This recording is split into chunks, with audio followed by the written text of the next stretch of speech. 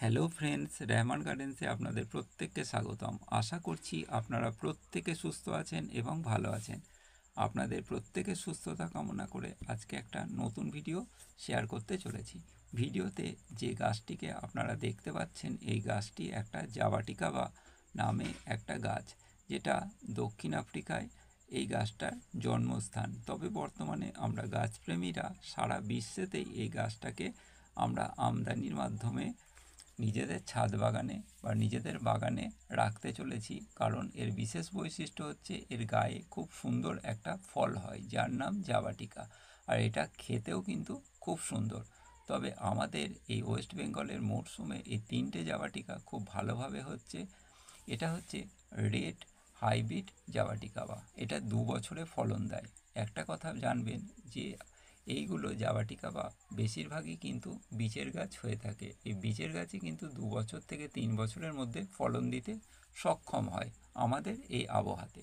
আমার কাছে যেই গাছটা দেখতে পাচ্ছেন, এটা হচ্ছে রেড জাভাটিকা, এটা হচ্ছে হাইব্রিড প্রজাতি। খুব সহজেই 2 বছরের মধ্যেই এটা ফল দিতে সক্ষম। আপনারা যারা জাভাটিকা পছন্দ করেন, তারাও কিন্তু বা মনে করছেন জাভাটিকা লাগাবো, তারা অনায়াসেই এই গাছ টবে বসাতে পারেন। 2 বছর থেকে 3 বছরের মধ্যেই ফলের আশা আপনারা রাখতে পারেন। বেশিরভাগ ক্ষেত্রেই 2 বছরেই কম বেশি ফলন এসে যায়, তবে 3 বছর থেকে পুরো মাত্রায় ফলন দিতে সক্ষম হয়। আর একটা জাভাটিকা আছে যেটার নাম স্কারলেট, সেটাও কিন্তু সারা বছরই ফল দিতে সক্ষম এবং সেটাও বিভিন্ন নার্সারি রাখতে শুরু করেছে। তবে বিশেষ করে রেড হাইব্রিডটাই বেশি নার্সারি রেড হাইব্রিড জাভাটিকাটাকে রাখতে শুরু করেছে। আর একটা আছে জাভাটিকা যেটা হচ্ছে একটু বয়সকালে ফল দেয়, কারণ হচ্ছে 10 থেকে 12 বছর পর সেই গাছটা ফল দেয়। সেই গাছটার আমরা বিশেষ করে আমরা ছাদ বাগানিরা তারা আমরা এই গাছটিকে না বসালেই পারবো। তবে সব থেকে ভালো এই ভ্যারাইটিসটা বেশি ফল দিতে সক্ষম, খেতেও ভালো, সেটার নাম হচ্ছে সাবারা।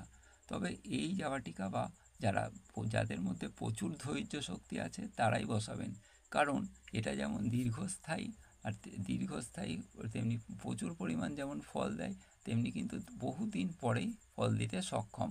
তবে যাদের ধৈর্য আছে তারা বসাতে পারেন, তবে যাদের ধৈর্য কম তারা রেড হাইব্রিডটাকেই বসাবেন।